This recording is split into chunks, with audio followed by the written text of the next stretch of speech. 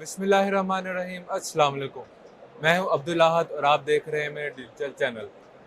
नाज़रीन, आज हम मौजूद हैं पाकिस्तान में होने वाले सबसे बड़े इवेंट चायकॉन में।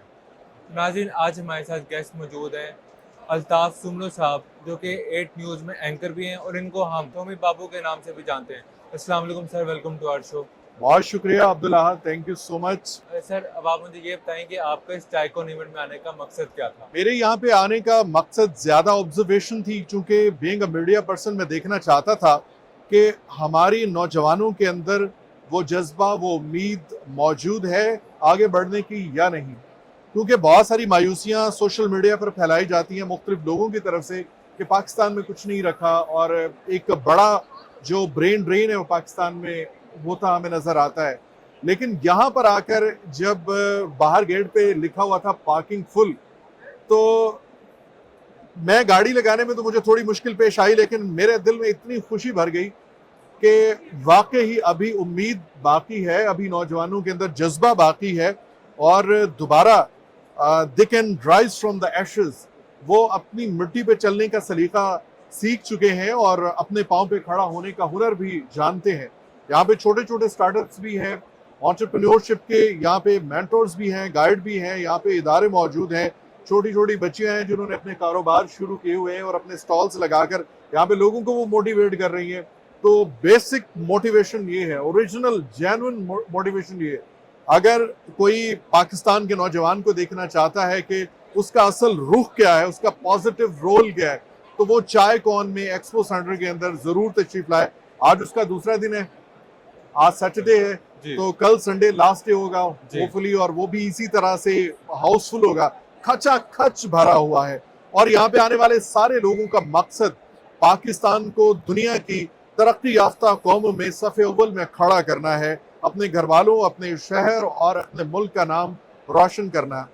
यहाँ पे जितने भी लोग आए हुए हैं, अब्दुल अहद समेत और मेरे समेत, हम यही चाहते हैं कि ना सिर्फ अपने पाकिस्तान का झंडा तरक्की याफ्ता कौमों की सफ में सबसे पहले नंबर पर हो, और बल्कि हम अपने आप को भी ग्रो करें, अपने मुल्क की इकोनॉमी को ग्रो करें, हम डिजिटल इकोनॉमी को ग्रो करें, जीडीपी को ग्रो करें और एक पॉजिटिव रोल प्ले करें इस पूरी दुनिया में, बीइंग अ पर्सन और बीइंग अ नेशन। अच्छा सर, अब आप मुझे ये बताएं कि आपने यहाँ पे मुख्तलिफ स्टॉल विजिट किए हैं, तो आपको वहाँ से रिस्पॉन्स कैसा मिला है? जरा नम हो तो ये मट्टी बड़ी जरखेज है साकी, और मैं पहले बता चुका हूँ कि उसकी जरखेजी देखने को मिल रही है।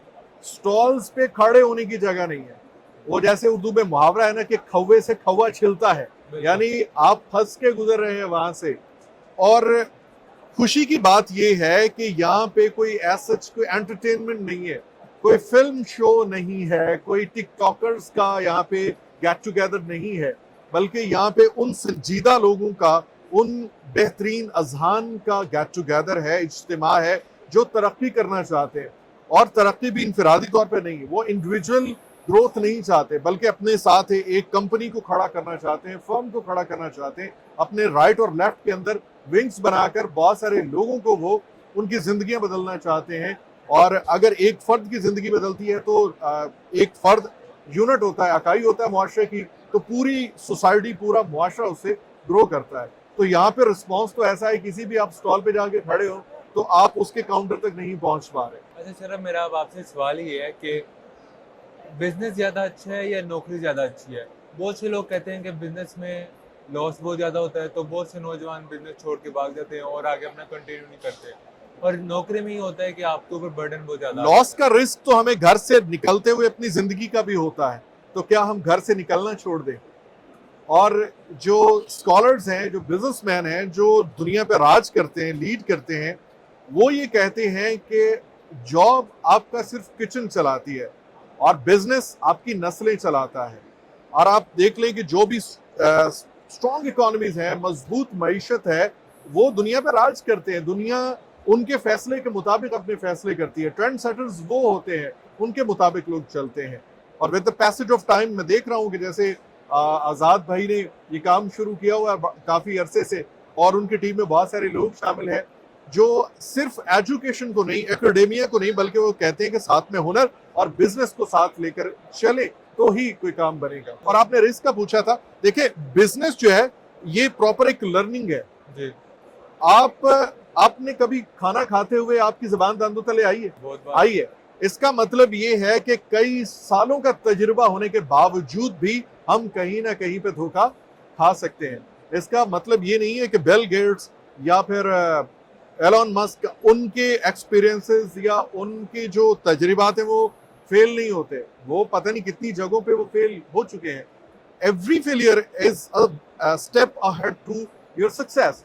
तो आप अगर कामयाबी का या तो उसको जीना बना लें या फिर उसको दिल पे लेके वो बिजनेस छोड़ दें। बिजनेस के अंदर सस्टेनेबिलिटी और खड़ा होना, कमिटमेंट और कंसिस्टेंसी बहुत ज्यादा जरूरी है। हमारे यहाँ चूंकि जॉब कल्चर है, शॉर्टकट की तलाश में रहते हैं, तो मेहनत का कोई शॉर्टकट नहीं है। बिजनेस के अंदर वही बंदा आए जो कमिटेड रहे, जो सस्टेनेबिलिटी वो पहले सीख के आए, और लॉसेस होते रहते हैं, मुल्कों को होते रहते हैं, बड़ी बड़ी तरक्की याफ्ता कौमों को हो जाते हैं। ऐसा कोई सीन नहीं है कि आप सिर्फ और सिर्फ फायदा सोच कर आए। बट जो फेलियर्स आपके होते हैं वो आपको सिखाते हैं कि नेक्स्ट कौन से काम नहीं करना। जैसे एडिसन ने बल्ब का फिलामेंट बनाया था, उसने 1000 एक्सपेरिमेंट जो है वो फ्लॉप किए थे, लोग उसको ताने देते थे। जैसे हम आज रोशनी में बैठे हैं, अगर वो छोड़ देता तो हम शायद इस वक्त अंधेरे में बैठे होते आग जला के यहाँ पे। सो जो बिजनेसमैन की सोच होती है वो यही होती है कि उसने सस्टेनेबल रहना होता है, उसने कमिटेड रहना होता है और फेलियर से नहीं घबराना होता। रिस्क तो हर चीज में, रिस्क तो जॉब भी आपकी रिस्क पे होती है। आप जाएं, आपको वो फारिग कर दें, क्या करें? अच्छा मेरा आपसे अगला सवाल ये है कि क्या पाकिस्तानी हुकूमत को चाहिए कि वो इस इवेंट में आके इनेकाद करें? मेरा तो ख्याल ये है कि ये आपने सवाल पूछा है। जब मैं अंदर आ रहा था गेट से पहले और अंदर आकर, मेरे जहन में एक ही ख्याल था कि गवर्नमेंट ऑफ पंजाब को या गवर्नमेंट ऑफ पाकिस्तान को इस इवेंट की सरबराही और सरपरस्ती करनी चाहिए थी। अगर राबिता नहीं भी हुआ था तो उनको खुद आके इसको लीड करना चाहिए था, फैसिलिटेशन देनी चाहिए थी। बहुत सारी चीजें हैं जो अभी एड्रेस होने वाली हैं। हमारे यहाँ पे चूंकि बिजनेस और स्टार्टअप्स का कल्चर नहीं था तो इसलिए वो चीजें भी डेवलप नहीं हुई, इदारे भी उस तरह से काम नहीं करते। बहुत सारे ऑब्स्टिकल्स हैं। वन विंडो ऑपरेशंस की जरूरत है जहाँ पे आपकी रजिस्ट्रेशन, डॉक्यूमेंटेशन और आपके स्टार्टअप्स के लिए बहुत ज्यादा आसानियां हो। आप एक डॉक्यूमेंट लेने के लिए मुख्तलिफ इदारों में, मुख्तलिफ जगहों पे जाते हैं, तो हमारे लिए ऑनलाइन फैसिलिटेशन होनी चाहिए, वन विंडो ऑपरेशन होना चाहिए और गवर्नमेंट को इनकरेज करना चाहिए यूथ को, बल्कि स्कूलों के अंदर, कॉलेजेस के अंदर और यूनिवर्सिटी के अंदर बिजनेस को प्रॉपर पढ़ाना चाहिए। सर आप मुझे ये बताएं कि आप जो हमारे नौजवान यूथ है उसको आप क्या पैगाम देना चाहेंगे? उनको मैं यही कहना चाहूंगा कि अपनी मिट्टी पे ही चलने का सलीका सीखो। संगे मरमर पे चलोगे तो फिसल जाओगे। अपने परचम का कभी रंग भुला मत देना। सुर्ख शोलों से जो खेलोगे तो जल जाओगे। हमारा काफिला जब अज़्मो यकीन से निकलेगा, जहां से चाहेंगे रास्ता वहीं से निकलेगा। और वतन की मट्टी मुझे एड़ियां रगड़ने दे, मुझे यकीन है चश्मा यहीं से निकलेगा। और मेरा ये पैगाम तमाम नौजवानों के नाम है, तमाम खातिनों हजरात के नाम है कि अपनी मट्टी पे चलने का सलीका सीखे, यहीं पे एड़ियां रगड़िए, यहीं से चश्मा फूटेगा और यहीं से हम तरक्की करेंगे इंशाल्लाह। अच्छा सर अब आप मुझे ये बताएं कि जो चाइकॉन इवेंट है 2025 का, क्या ये कामयाब है या नहीं? वो कहते हैं कि हाथ कंगन को आरसी क्या और पढ़े लिखे को फारसी क्या। बाहर से जितने भी रोड्स हैं वो चौक हो चुके हैं, ट्रैफिक चौक हो चुकी है। तमाम जितनी भी पार्किंग्स हैं वो इस वक्त बिल्कुल चौक है। मेरा ख्याल ये पहला इवेंट है जिसमें लोग एंट्री फी भी दे के आ रहे हैं। बेशक थोड़ी है लेकिन इतना वो जज्बा रखते हैं कि वो कहते हैं कोई नहीं, हम जाएंगे जरूर। और पीछे लंबी लाइन लगी हुई है गेट तक और लोग तरतीब से गुजरते हुए आ रहे हैं। इस इवेंट की कामयाबी पे तो कोई दो राय ही नहीं है। ये कामयाब नहीं हुआ, ये बहुत ज्यादा कामयाब हुआ है। और बल्कि मैं कहता हूँ कि एक्सपो सेंटर का ये हॉल जो है उसके लिए बहुत कम पड़ गया। अच्छा सर मेरा आपसे आखिरी सवाल है, आप आजाद चाय वालों को क्या पैगाम देना चाहेंगे? आजाद चाय वाला को उनके लिए तो पैगाम यही है कि आप चलते रहिए, जारी रखिए इस सफर को, इस सदा को, इस आवाज को जो आपने उठाई है।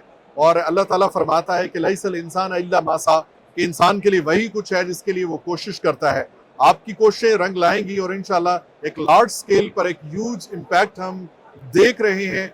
और आपने जो नारा लगाया है पाकिस्तान को बदलने का और हर एक बच्चे को और बच्ची को बिजनेसमैन बनाने का, वो ख्वाब शर्मिंदा ताबीर होता नजर आता है। हम आपके साथ हैं, हम आपके हम आवाज हैं। इंशाल्लाह हर प्लेटफॉर्म पर आपका साथ है। तो नाज़रीन, ये थी आज की हमारी वीडियो। उम्मीद है आपको पसंद आई होगी आज की वीडियो। तो नाज़रीन, इस वीडियो को लाइक करें, शेयर करें, ज़्यादा से ज़्यादा कमेंट सेक्शन में अपनी राय का इजहार ज़रूर करें। शुक्रिया।